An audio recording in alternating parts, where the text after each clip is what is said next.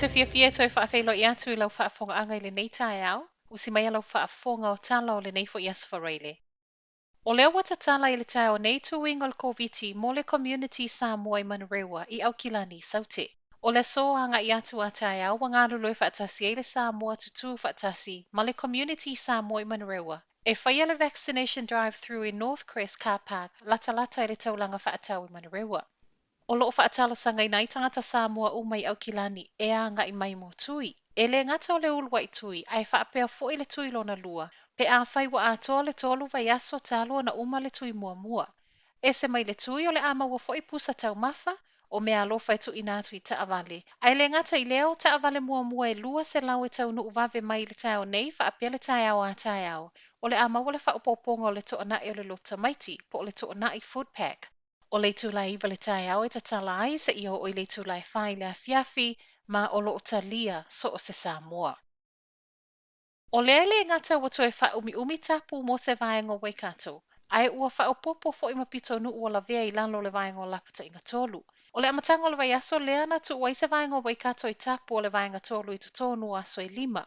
Peitai, o le Faaopoopo pe o cases Faamaonia le community a Waikato. Ua sa wai ma le whai unga le malo e toe wha wau se I o atu I le asonga fua o le vai aso fou. E le ngata I lea ai ua whaalau tele I tua isi pitonuu e au fiaita kuiti. Wai pāma o torohanga. O aso wa toi Faaopoopo whaapea I ma pitonuu Faaopoopo wa whaia lea a o tau ma whaia whaalau tele I tua siaki mo tangata o lo nonofo ia vaenga o Waikato. Ai maiso le whaawau o siaki e whaonga I vai leanga o taota. O le Faaopooponga o nuu o la vea I lalo le vaenga lapataiga tolu o Waikato wa o fia I malimalai vaalele Hamiltone. Ma ua whaatapula ai nei mawhewa I ngā pāsese whaonga ina lea malai vaalele. Ua sa wai ma le wala au mo tangata o Waikato e a ngai mo siaki a toa ai ma le whai o tui.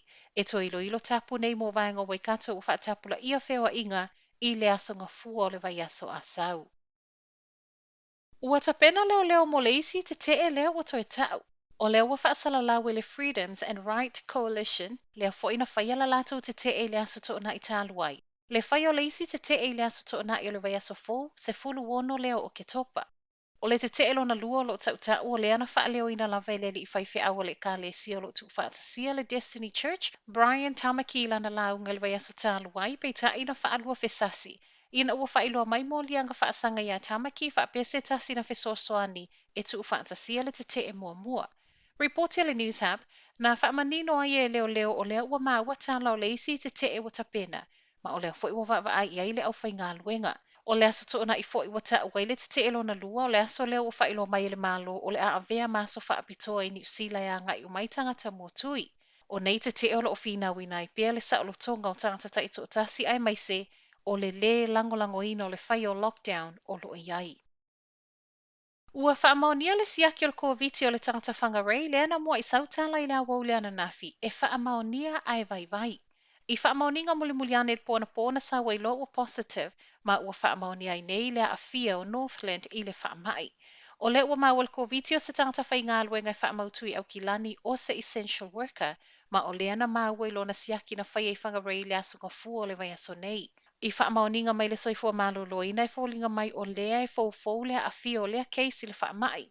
Ma ua ngālolo e nei e sa ili no fuanga nā sia le case Faamaonia ai Faaopoopo I no fuanga o lo faalawi loa. I le mo I sau I tua o reporti la wau le ananafi, na tau e fo I tala ua pisi siaki Whangarei ma e whaapea e iai clinics na toi Faaopoopo I tūlai ta tala I ana po e le ngata mo siaki ai whaapea tui. Ma tala whaai o le tae au, ua toe whaamamafa ma whaamanatu le minista o tangata Pasifika. I le tāu o le pui o le Community Pasifika a o tātou whaamanatu le lotu o tamaiti I le aso sa nei. O Aukilani leo lo lapataiga vaenga tolu, ma e leo mawhai lava ona whaini sauni ngā lotu e peona masani e le whaatasitasi tutonu o whalesa. Ma o leo toi whaamamawhai au Peter William Seal I le a ngai sauni ngā lotu o lo whaia online. O le aso sane o lo manatua I Community Samoa, tu valu ma toke lau, le aso pae whaapitoa o le whanau.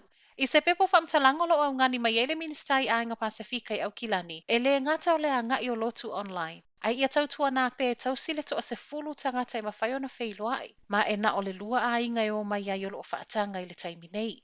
Mo e ka le sia Pasifika whafo atu Aukilani o lo iai I le lapata inga vaenga lua e se vaenga Waikato, ua toe whaamanatu le ministai le tāu o le whai o le ufi fofonga, Tausi le wā, whaapea ma le whaamaumau o no fuanga ia sia ia fiai masauni ngā loto o le aso sa a sau.